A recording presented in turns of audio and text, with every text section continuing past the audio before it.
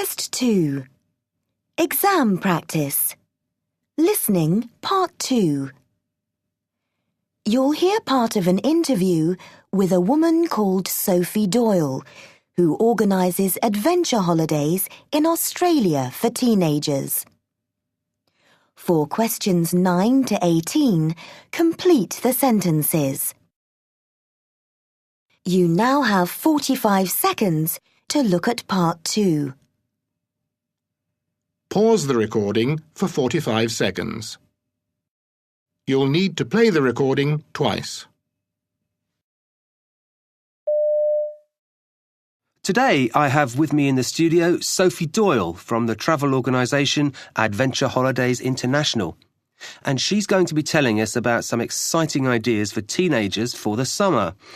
Sophie, what kind of holidays do you organise?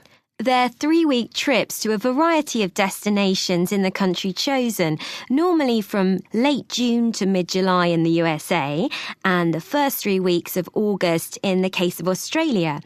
Trips in New Zealand are available from early September when the weather is a little warmer, bearing in mind that our summer is their winter.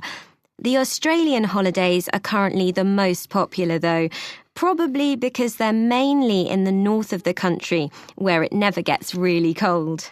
And who goes on the Australian ones? Who looks after the people on them? There are always 4 experienced leaders with every group, which consists of 18 young people, aged 15 or 16 at the time of the trip. This means there's one leader for every 4 or 5 teenagers, all of whom are close to each other in age. Is it very expensive? What's included in the price? For next year, it'll be €4,990. For that, you get accommodation, 3 meals a day, all transport apart from airfares, entry fees and any equipment needed for activities. And what kind of accommodation is there? Tents? No, it's not like a summer camp. In fact, there's a whole range of places, from huts in the rainforest to motels on the desert roads, boats when we're visiting tropical islands, and comfortable apartments in surfing resorts. So, where do you actually go? Well, for the teen, it all begins when we meet you at Brisbane Airport arrivals. We take you to a hostel on the coast and help you settle in. After a good night's sleep, which you'll probably need after all that travelling, we'll introduce you to your travelling companions. And what better place to do that could there be than the beach?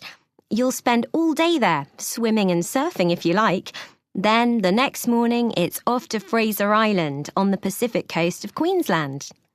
What are the attractions there? Well, it has the most wonderful beaches, including one that's 75 miles, 120 kilometres long. It seems to go on forever. In fact, the island as a whole is in the record books as the biggest one on Earth made entirely of sand. It's a long way from being a desert island, though. It has beautiful lakes, huge forests, and some fascinating wildlife. And where do you go next? Inland. The next stop is in the outback. It really is a huge area where almost nobody lives. There you have the chance to see some remarkable animals, including kangaroos, of course, swim in a lake, and then spend the night Australian style, by the campfire in a sleeping bag. After several days in the outback, it's back to the coast, but further north, and out to the islands of the Great Barrier Reef for over a week. That sounds wonderful. But don't you need to be an experienced diver? No, because we'll arrange diving lessons if you don't already have a certificate. That's all included, as are wetsuits and other diving equipment for everyone, of course.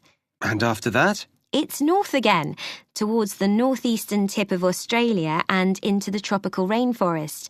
You start with a cruise along the fast-moving river there, which cuts right through the forest.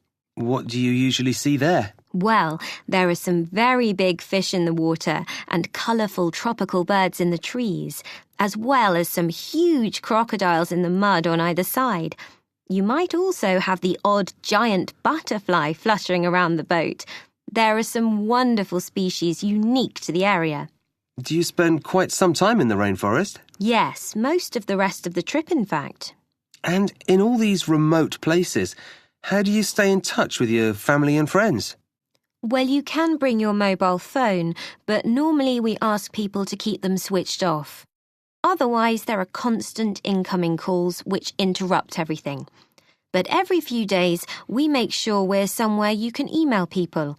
Of course, if there's an emergency, we'll arrange it so you can speak to your family, but that rarely seems to happen. That's good to hear. Thank you, Sophie.